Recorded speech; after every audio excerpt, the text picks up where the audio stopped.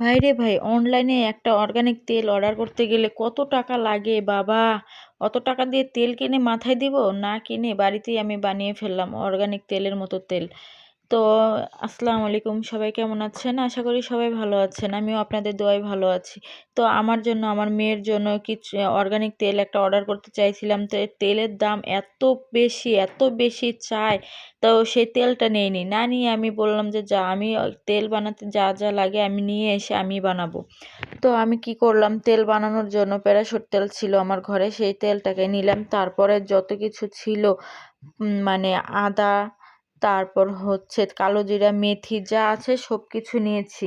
মেয়ে বলছে, মা তুমি কি করছো? আমি বলছি যে সেদিন দেখলাম অনলাইনে একটা তেল অনেক টাকা দাম চাচ্ছে, তো তেলটা আমি না নিয়ে আমি বাসায় বানিয়ে দেখি কেমন হয়। তো আমি তো তেল বানাচ্ছি আমার জন্য আর মেয়ের জন্য। কিছু কিছু মেয়ে আমাকে বলছে, মা তুমি এত কিপটামি করো কেন, একটা নিলেই তো হয়। আমি বললাম যে, হ্যাঁ দাঁড়া, আমি তেল কিনবো অনলাইনে এত টাকা দিয়ে, আমি তেল বানাতে পারবো।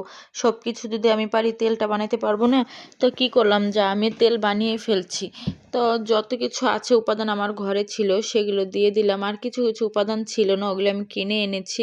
আনার পর আর কি তেলের মধ্যে দিচ্ছি, কিন্তু ওই ভিডিওগুলা আর কি করতে পারি নাই, মনে ছিল না। আর হচ্ছে সময়ের কারণেও করতে পারি নাই, আপনাদের সাথে শেয়ার করতে পারি নাই কি কি দিয়েছি। তো এখানে অনেক কিছু আছে, প্রায় 30টা 35টা আইটেমের জিনিস আছে এখানে দিছি।